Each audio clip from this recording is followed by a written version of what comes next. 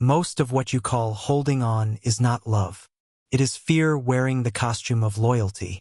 And the uncomfortable truth is this: if you refuse to let go, life will eventually let go for you. Violently, abruptly, and without asking your permission. Here is the promise I want to make in the next few minutes.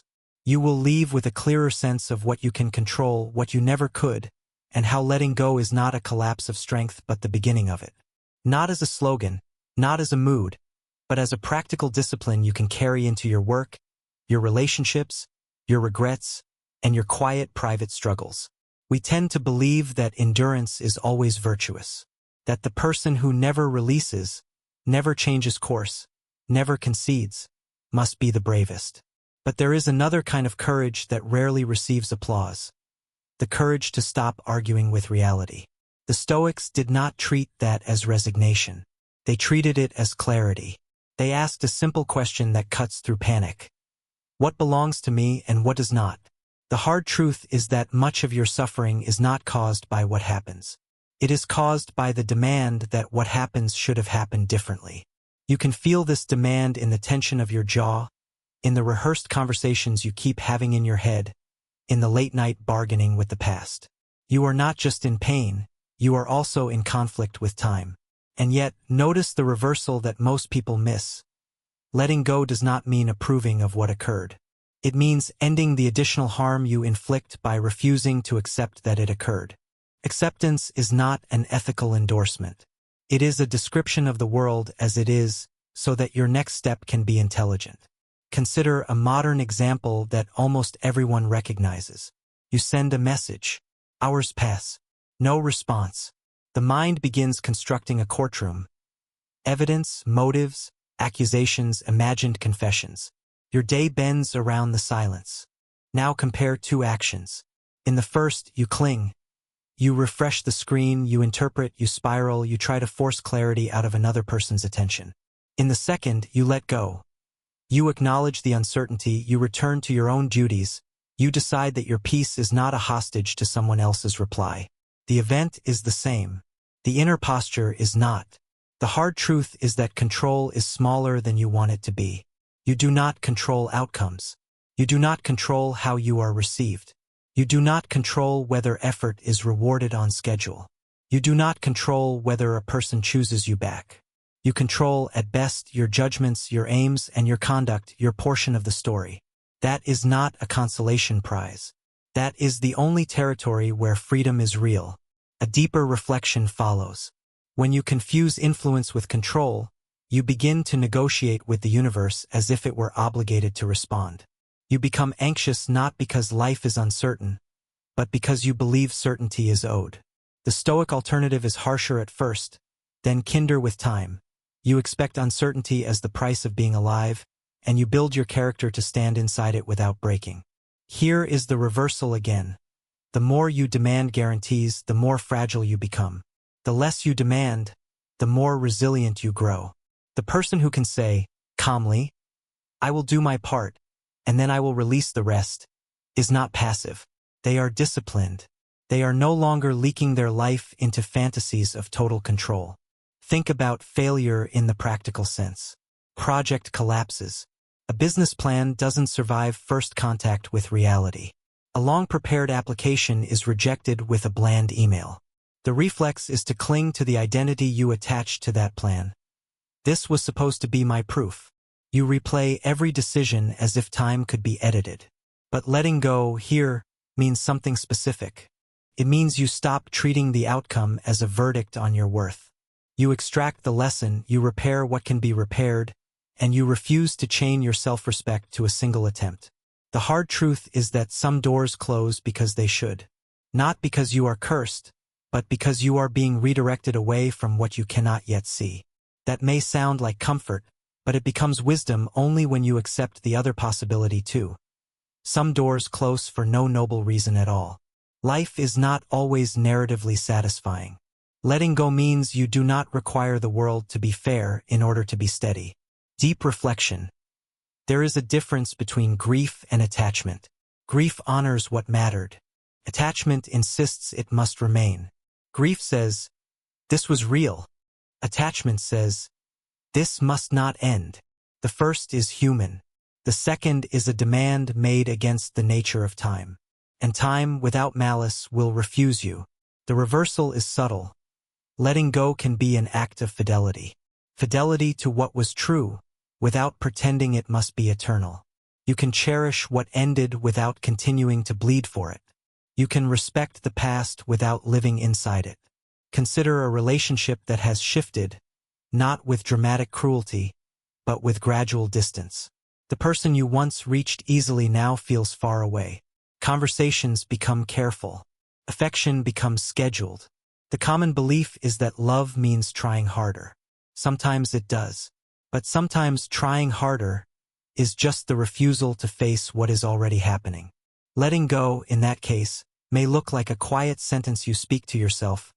I will not beg for what must be freely given. You may still care. You may still wish them well. But you stop reducing your life to an audition for their attention. The hard truth is that letting go will often feel like losing, at least at first. The mind equates release with danger. It tells you that if you stop gripping, you will fall. But in many cases, you are not standing over a cliff. You are holding a stone that is slowly exhausting your arms. The danger is not the release. The danger is the lifelong strain of refusing to release. Deep reflection. Pain is not always a sign that something is wrong. Sometimes pain is information that something is true. The Stoics did not glorify suffering, but they did refuse to be confused by it. If you feel the ache of an ending, it may not mean you made a mistake. It may mean you loved, you tried, you invested. The question is what you do next. Do you turn pain into bitterness, or do you turn it into depth? The reversal here is this: letting go is not forgetting. It is remembering without being dragged. It is the ability to hold a memory like an object in your hand, not like a chain around your ankle. A practical example: you carry a private humiliation from years ago.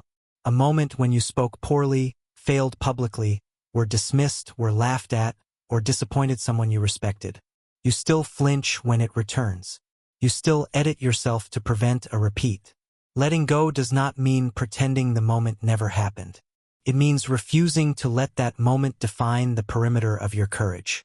You can say, yes, that occurred. And it is not the whole story of me. You reclaim the future from the past's narrow interpretation.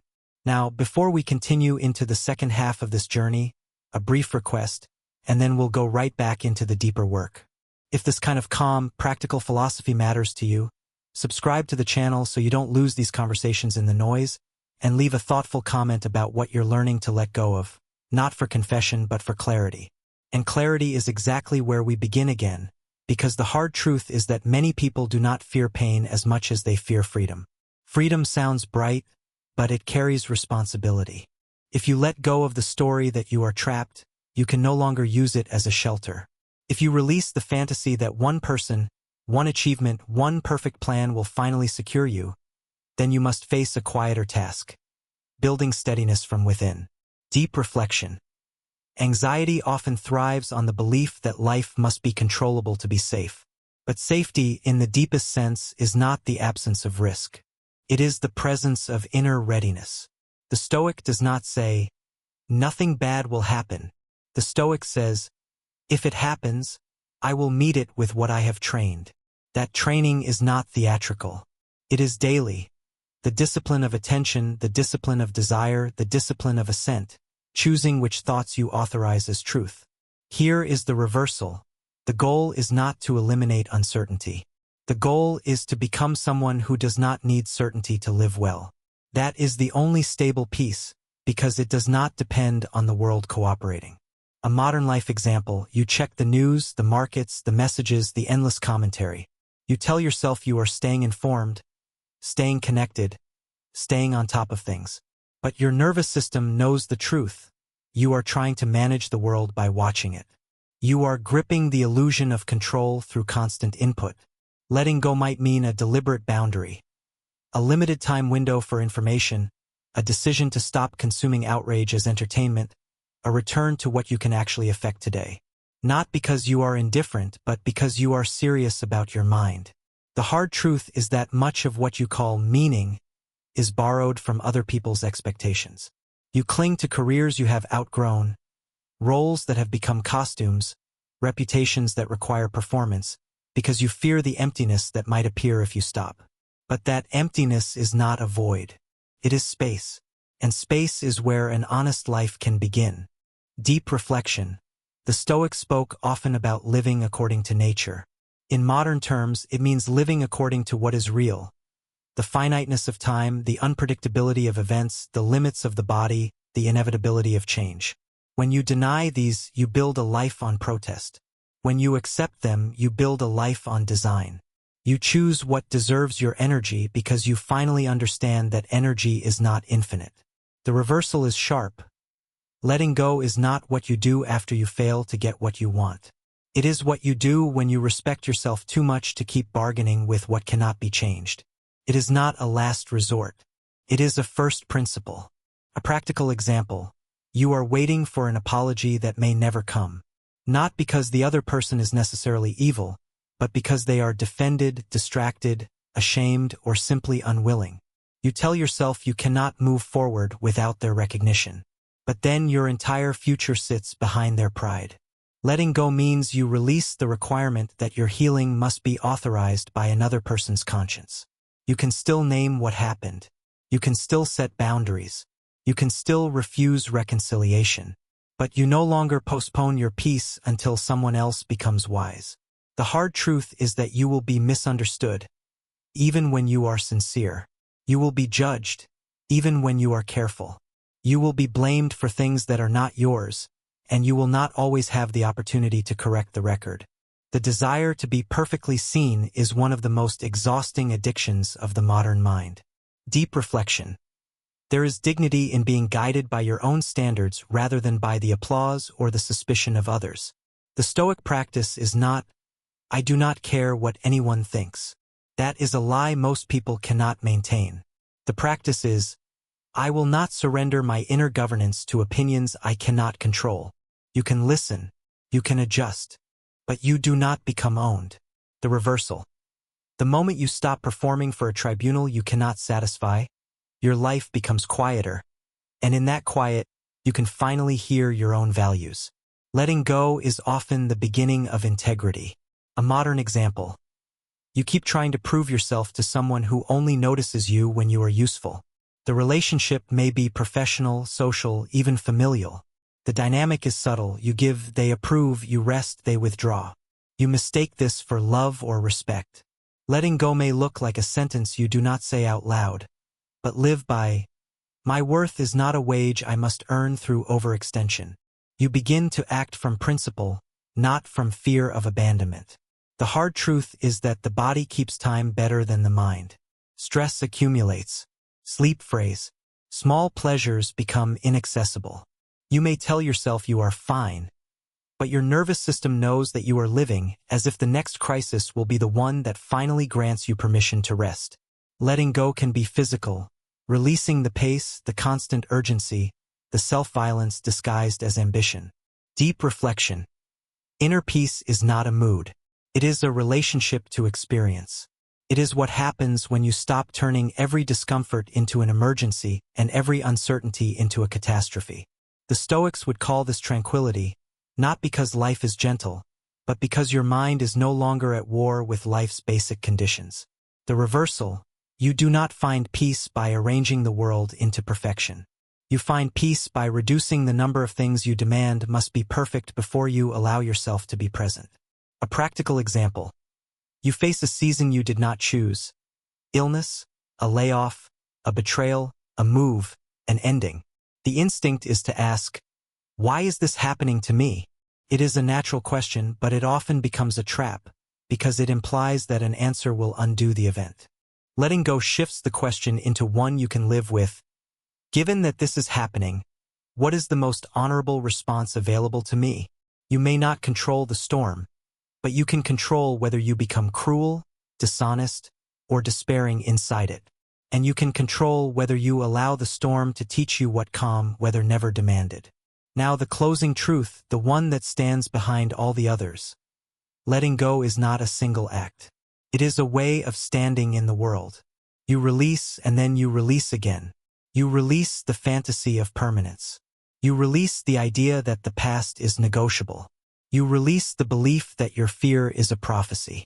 You release what you cannot govern so you can finally govern what you can. And if there is one quiet measure of progress, it is this: you begin to feel the difference between what hurts and what harms. Some things will hurt: goodbyes, losses, changes, the humiliation of learning. But they do not have to harm you, not in the deeper sense, not in the sense of deforming your character. Harm is what happens when you cling so tightly that you become smaller, bitterer, more frightened of life itself. So let the ending be an ending. Let the failure be instruction. Let the unanswered question remain unanswered without turning into a prison. Let people be who they are and let yourself be responsible for who you are. Not because it is easy, but because it is true. And when you feel your hands reaching again for what cannot be held, remember this, not as advice but as a principle of freedom. You do not move forward by gripping the past harder. You move forward by becoming someone the past can no longer command.